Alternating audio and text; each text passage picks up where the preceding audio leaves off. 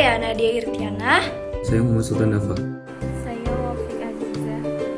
Saya Imanuddin Abdul Rahim. Kami dari kelompok 4 kelas 10 IPA 1 Ingin memaparkan Hasil kerja kelompok kami mengenai analisis perubahan lingkungan.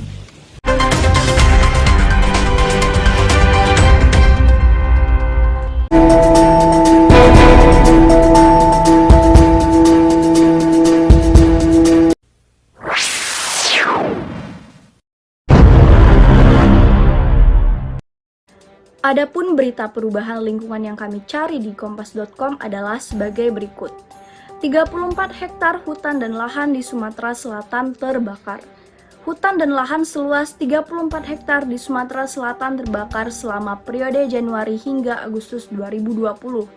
Kepala Bidang Penanganan Bencana Daerah BPBD Sumatera Selatan, Ansori mengatakan, wilayah yang terbakar tersebut yakni Kabupaten Ogan Ilir seluas 33 hektar. Sementara sisanya berada di Banyuasin, Musi Banyuasin, Muba, serta Muara Enim. Menurut Ansori, lokasi yang terbakar tersebut rata-rata adalah lahan kosong yang sengaja dibakar. Sementara itu, jumlah titik api di Sumatera Selatan saat ini telah mencapai 2.625 titik yang terhitung dari Januari hingga Agustus 2020.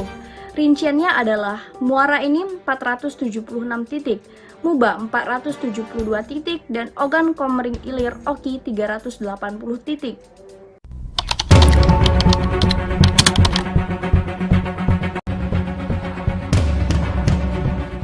Penyebab kebakaran hutan. Kebakaran hutan bisa terjadi karena faktor alami, yaitu karena petir, letusan gunung berapi, dan musim kemarau. Akan tetapi, 99% kebakaran hutan yang terjadi disebabkan oleh faktor manusia, yaitu seperti artikel berita yang dilansir pada tanggal 18 Agustus 2020. Menurut info dari artikel tersebut, kebakaran hutan dan lahan di Sumsel disebabkan karena faktor manusia itu sendiri. Diduga, hutan tersebut sengaja dibakar untuk membuka lahan. Membuka lahan dengan cara membakar hutan merupakan hal yang secara tegas dilarang dalam undang-undang yang diatur dalam pasal 69 ayat 1 huruf H UU PPLH yang berbunyi, setiap orang dilarang melakukan perbuatan melakukan pembukaan lahan dengan cara membakar.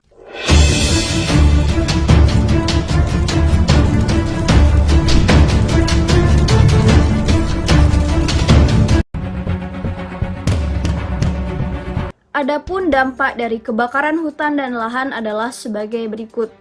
Yang pertama, rusaknya ekosistem. Kebakaran hutan menyebabkan musnahnya flora dan fauna yang tumbuh dan hidup di hutan.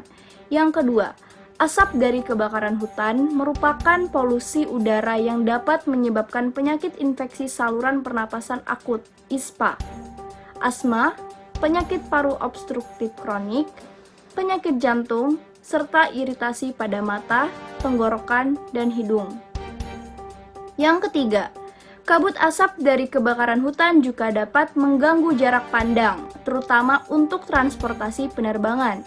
Yang keempat, kebakaran hutan mengakibatkan tersebarnya asap dan emisi gas karbon dioksida dan gas-gas lain ke udara. Hal ini akan berdampak pada pemanasan global dan perubahan iklim. Yang kelima, kebakaran hutan mengakibatkan hutan menjadi gundul sehingga tidak mampu lagi untuk menampung cadangan air di saat musim hujan.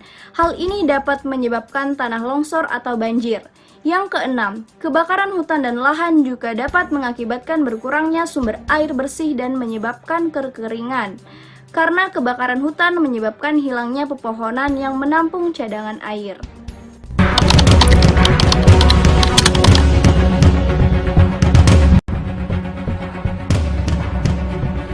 cara mengatasi dampak dari kebakaran hutan. Adapun cara yang dapat dilakukan untuk mengatasi dampak dari kebakaran hutan tersebut adalah dengan melakukan modifikasi cuaca untuk menurunkan hujan di wilayah Sumatera Selatan yang kini sedang menghadapi musim kemarau. Hal itu dilakukan untuk mengantisipasi kebakaran hutan dan lahan. Modifikasi cuaca tersebut dilakukan selama 20 hari ke depan dengan menyemaikan sebanyak 40 ton garam di atas awan yang sudah memiliki potensi hujan. Proses penyamayan ini memakan waktu dalam sehari 2 jam atau 3 jam, 2 sampai 3 jam. Dan menggunakan pesawat CN-295 di Skadron Halim Perdana Kusuma untuk penyamaian. Pesawat CN-295 yang digunakan untuk penyamaian pun melakukan sedikit modifikasi dengan penambahan rampel di dalam kabin, serta corong di bawah untuk mengeluarkan garam yang akan disemaikan. Dan berdasarkan informasi dari BMKG, selama 20 hari ke depan potensi hujan akan terus berlangsung di sejumlah wilayah Sumatera Selatan.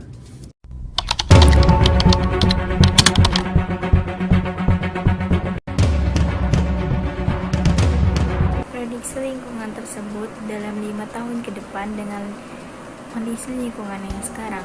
Menurut pendapat kami, prediksi yang akan terjadi pada lingkungan tersebut adalah berkurangnya kualitas tanah, terjadinya kebakaran hutan dan lahan, serta aktivitas pembukaan lahan dapat mengakibatkan kerusakan struktur tanah. Tanah akan menjadi disgregat dan kompak.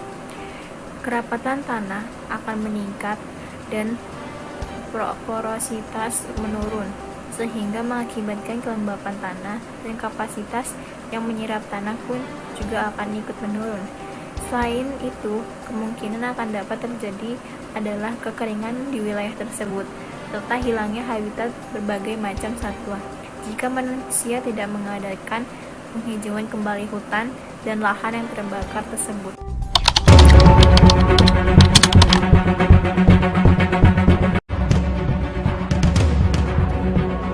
Adapun beberapa cara pencegahannya, diantaranya adalah 1. Ketika musim kemarau atau berangin, sebaiknya jangan sembarangan melakukan pembakaran. Yang kedua, jangan membakar atau membuang puntung rokok pada rumput atau semak kering di lokasi yang rawan terbakar. Dan yang ketiga, jangan membuka lahan perkebunan dengan cara membakar hutan. Jika melakukan aktivitas pembakaran, usahakan dilakukan dengan minimal jarak 50 kaki dari bangunan dan 500 kaki dari hutan. Dan yang keempat adalah segera melakukan reboisasi yang bertujuan agar tidak terjadi adanya kekeringan sehingga dapat memulihkan manfaat lingkungan kembali.